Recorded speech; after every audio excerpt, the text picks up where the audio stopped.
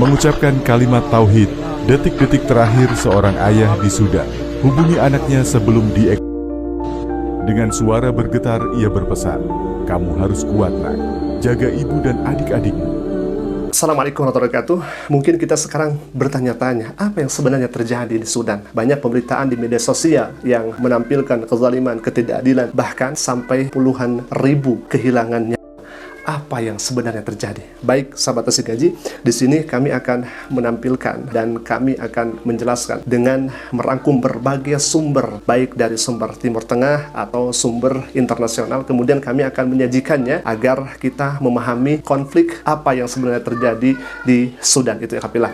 Nah, tatkala kita berbicara tentang Sudan, kita tidak hanya membahas suatu negara yang jauh di Afrika. Kita akan berbicara bagaimana kekuasaan, ekonomi, dan ambisi yang kemudian merobek ukhuwah. Secara geopolitik, bahwa Sudan ini adalah gerbang Afrika menuju Timur Tengah. Di utaranya ada Mesir, di baratnya ada Chad, di selatannya ada Afrika Tengah, dan di timur Laut Merah. Jadi awal mula terciptanya kezaliman yang sangat hebat ini, dan kami menyebutnya ini adalah organisasi preman ya ikhwah. Nah, kenapa kami katakan ini organisasi preman? Karena na'udzubillah, kekejiannya sangat luar biasa. Kemudian organisasi ini diberikan senjata. Kenapa saya katakan demikian? Baik, kita akan paparkan awal mula tentara preman ini melakukan kezaliman yang sangat-sangat keji. Perlu dicatat, mereka bukan ahli agama dan mereka tak memiliki moral. Bayangkan saja ya ikhwah, ketika ada seorang yang akan ia habis itu, akan dihilangkan nyawanya itu, si korban ini harus memuji yang akan menghabisinya, kemudian langsung ditiadakan nyawanya. Bayangkan, sekeji itu, sezalim itu, harusnya kan diberi waktu untuk melafalkan 2 kalimat syahadat begitu, paling tidak seperti itu. Nah, ini kan tidak ya, Pak. Nah, baik, awal mula terbentuknya sekitar tahun 2003. Jadi Sudan itu sudah dilanda pertikaian di wilayah Darfur itu antara pemerintah pusat dan kelompok pemberontak lokal. Dan pemberontak lokal ini ingin Presiden Omar al-Bashir yang sudah berkuasa 30 tahunan itu lengser ya. Jadi ingin dilengserkan. Di samping itu, pemberontak ini meminta keadilan karena Omar ini sudah lama memimpin. Nah, untuk menghadapi para pemberontak itu, Presiden Omar al-Bashir tidak hanya mengandalkan tentara resmi Sudan, tapi juga membentuk milisi suku Arab yang disebut Janjaweed. Ya, jadi ormas preman ini dan dibentuklah jadi Janjaweed. Inilah awal mula muncul lahirnya RSF itu.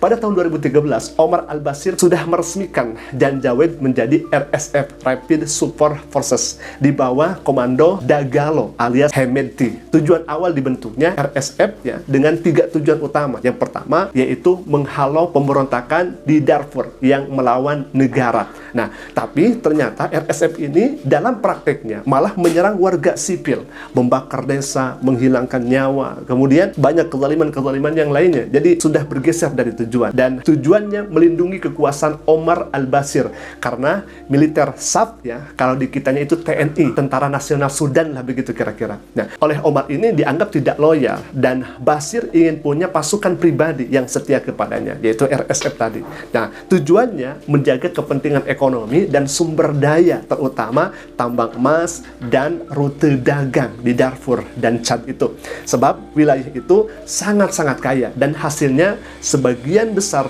masuk ke elit kekuasaan. Nah, pasukan RSF ini layaknya bak preman ya, mereka bukan ahli agama dan mereka tak bermoral sedikit pun. Nah, pada tahun 2017 RSF diberi status hukum resmi sebagai pasukan keamanan independen, setara tapi tidak tunduk langsung kepada militer Sudan SAF itu tadi atau kepada Tentara Nasional Sudan. Nah, mereka juga punya senjata berat, kendaraannya lapis baja, bahkan punya pasokan sendiri dan jumlah anggotanya diperkirakan lebih dari 100.000 orang.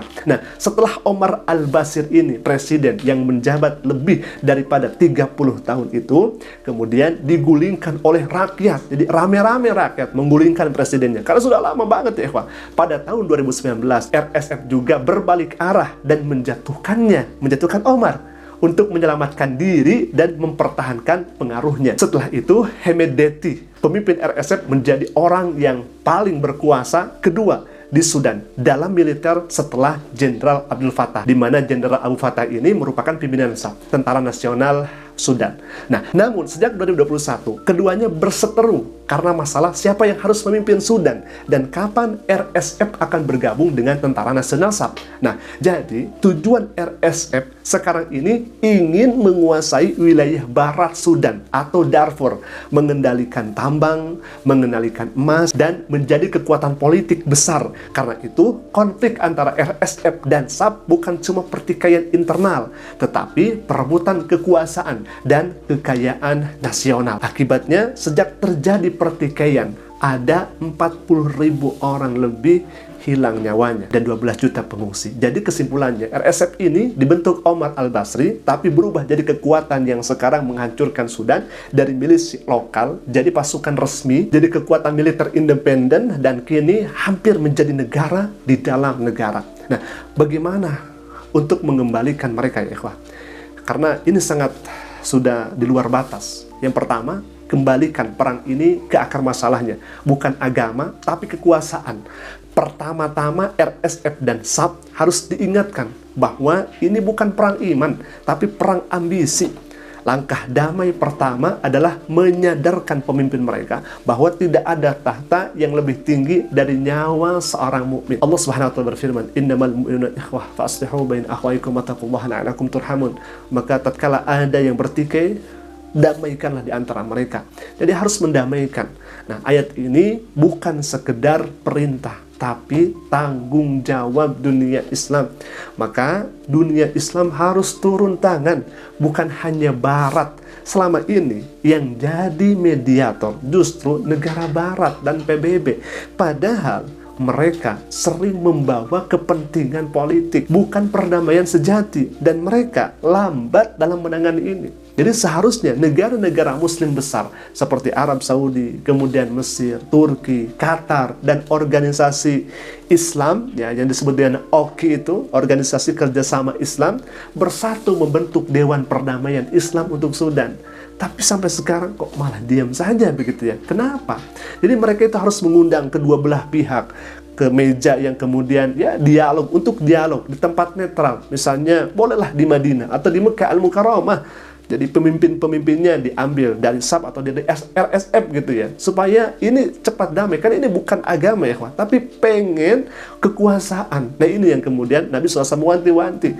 Nabi dulu diutus oleh Allah Subhanahu Wa Taala menyatukan Muhajirin dan Ansar. Disatukan oleh Nabi SAW. Bahkan orang Yahudi merasa nyaman ketika Nabi ada di Madinah dengan membuat piagam Madinah itu.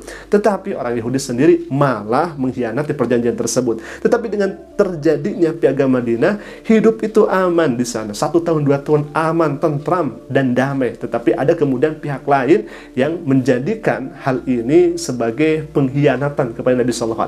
Na'udzubillah. Jadi, organisasi Islam OKI harus mendamaikan kedua belah pihak ini. Jadi intinya bukan siapa yang menang perang, tapi siapa yang bisa menegakkan keadilan. Nah, yang paling pentingnya lagi di sini, hentikan sumber dana perang. Tidak akan ada perdamaian jika senjata terus mengalir. RSF dibiayai dari tambang emas Darfur dan dukungan luar negeri. Sedangkan SAF dibiayai dari bantuan pemerintah sementara. Jadi solusinya dunia Islam harus membekukan perdagangan emas ilegal dari Sudan. Negara-negara Muslim bisa bantu ekonomi Sudan secara kolektif agar rakyat tidak menjadi korban, agar rakyat tidak kelaparan. Karena kalau perut rakyat kenyang, perang akan kehilangan bahan bakarnya. Nah, sahabat Gaji, jadi ini adalah sebuah kekhawatiran kita. Tentu kita adalah seorang muslim yang sangat khawatir dan sangat terenyuh menyaksikan saudara-saudari kita. Maka kita sebagai muslim, kita terus mendoakan untuk saudara-saudara kita yang sedang terzalimi di sana. Semoga pertikaian ini cepat usai dan semoga pertikaian ini cepat ada solusinya. Karena sekali lagi kami sebutkan, organisasi ini bukan organisasi keagamaan, tetapi justru ini bak preman yang begitu nyata kezalimannya sangat luar biasa terhadap saudara-saudari muslim. Bahkan itu bukan hanya ribuan, ratus ribuan pengikutnya ya ikhwah. Alhamdulillah, mungkin pemberitaan dari kami dicukupkan sekian. Semoga hal ini bisa menjadi informasi yang bermanfaat untuk kita semua. Aku qouli hadza, Assalamualaikum warahmatullahi wabarakatuh.